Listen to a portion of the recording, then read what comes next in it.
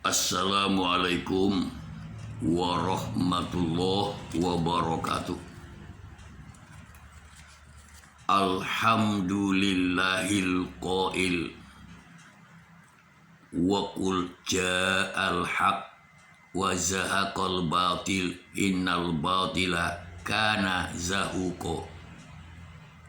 Wassalatu wassalamu ala nabiyyinal qail yahmilu hadzal ilma min kulli khalafin udulu yumfauna anhu tahrifal ghalin wantihalal mubtilin wa ta'wilal jahilin wa ala alihil muhtadina bihadi wal muqtadina bisunnati wan nasirina lida'wati wal munadhilina anha bin nafsi wan nafis amma ba'd.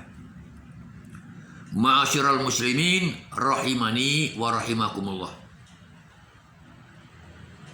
Kita masih berbicara mengenai kisah Sa'labah. Dan Sa'labah Al-Khatib Al-Ansori adalah sahabat Rasulullah Muhammad sallallahu alaihi wasallam. Bahkan beliau termasuk orang yang ikut perang Badar. Ya. Ada 300 lebih yang ikut perang Badar. Di antara yang sekian banyak itu Sa'labah termasuk di dalamnya. Dan sudah saya sampaikan bahwa dalam Sahih Bukhari ada satu bab yang berjudul Babu Fadlin Man Syahida Badron. Bab keutamaan orang yang ikut perang Badar. Keutamaannya adalah dosa-dosanya diampuni dan tidak akan dimasukkan ke dalam api neraka. Masya Allah, luar biasa ya. Tapi sayang, sahabat Nabi yang luar biasa itu direndahkan dengan kisah-kisah batil. Kisahnya populer. Ya. Maka di hari yang lalu saya sampaikan itu. Jangan karena populer kita pun ikut-ikutan. Karena nggak selamanya yang populer itu benar. Dan nggak selamanya pula yang tidak populer itu salah. Ada kalanya yang benar malah tidak populer. Kan begitu. Sehingga orang yang melakukan yang benar kadang-kadang dituduh asing. Iya kan? Asing, ganjil, aneh. Nanti memang kata Nabi akan datang masanya orang yang melakukan kebenaran itu dipandang asing. Jadi nggak selamanya ya yang dipandang asing itu nggak benar. Dan tidak selamanya pula yang populer itu benar. Termasuk kisah Sa'labah. Dia populer tapi batil. Dan mohonlah ya, kita jangan sampai ikut-ikutan. Karena kalau kita ikut-ikutan berarti nanti kita punya andil dalam merendahkan sahabat Nabi.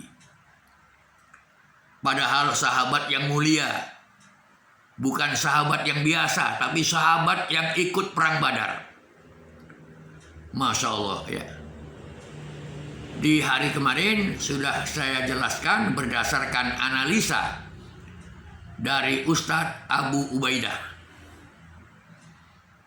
Ustadz Abu Ubaidah Yusuf bin Mukhtar. Orang Indonesia. Kalau sebelumnya ulama-ulama yang mumpuni. Al-Imam Ibnu Hazmin, Al-Imam Az-Zahabi, kemudian Al-Hafiz Ibnu Hajar. Mereka ini melemahkan riwayat tersebut. Itu riwayat yang sangat lemah. Kan begitu. di buku yang ditulis oleh Ustadz Abu Ubaidah Yusuf bin Mukhtar, koreksi hadis-hadis doib populer. Banyak di situ kisah-kisah yang populer tapi doib.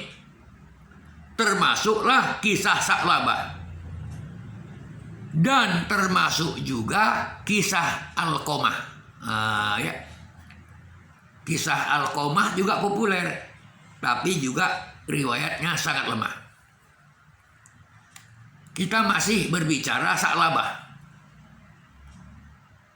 Yang pasti dia orang soleh, sahabat yang soleh.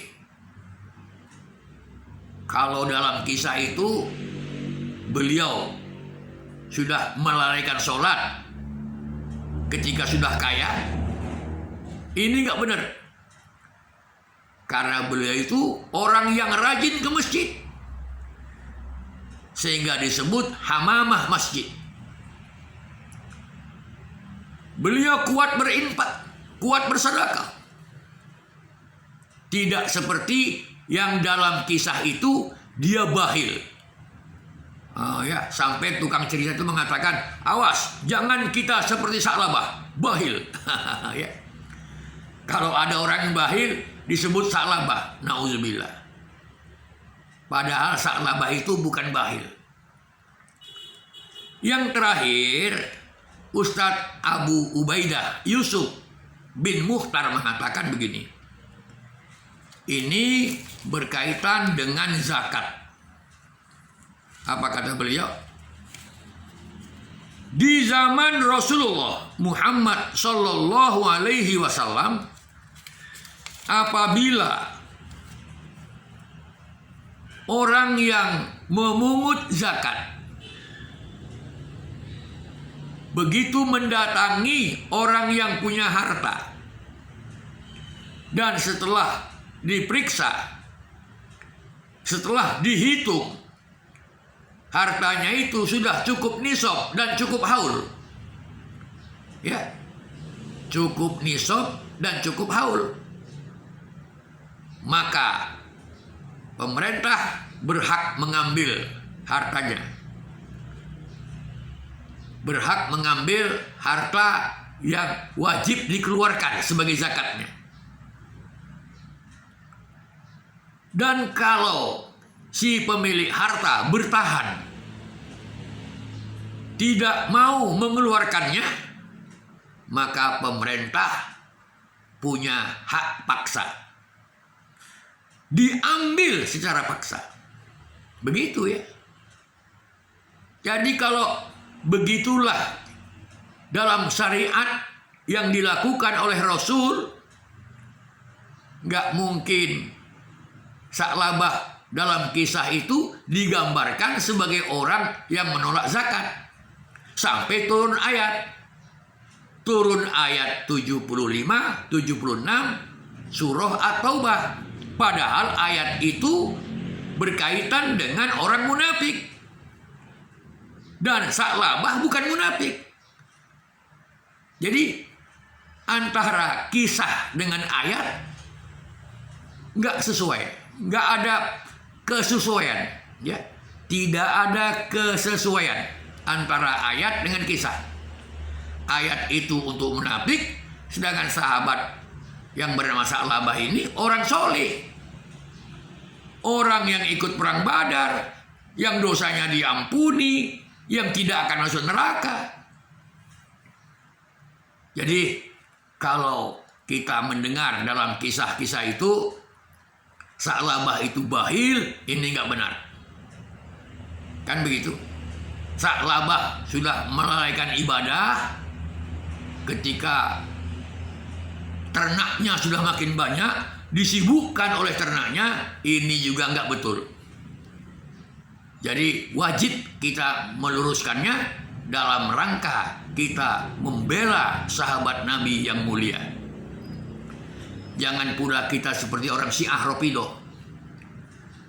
Maka kesalahan Syiah Rafidah itu banyak. Di antaranya Rafidah. Arti Rafidah itu adalah karena mencaci maki sahabat. Karena mencaci maki sahabat, maka dinamakan Rafidhah. Kan begitu. Menjelek-jelekkan sahabat, mencela sahabat, ini bisa juga menjadi Rafidhah. Janganlah sampai kita ikut jejak Rafidhah itu.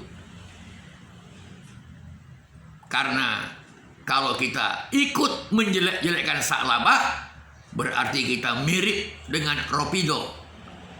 Karena Rafidhah itu menjelek-jelekkan sahabat. Wallahu a'lam. Subhanakallahumma wa bihamdik, asyhadu an la ilaha illa anta, astaghfiruka wa atubu ilaik. Wassalamualaikum warahmatullahi wabarakatuh.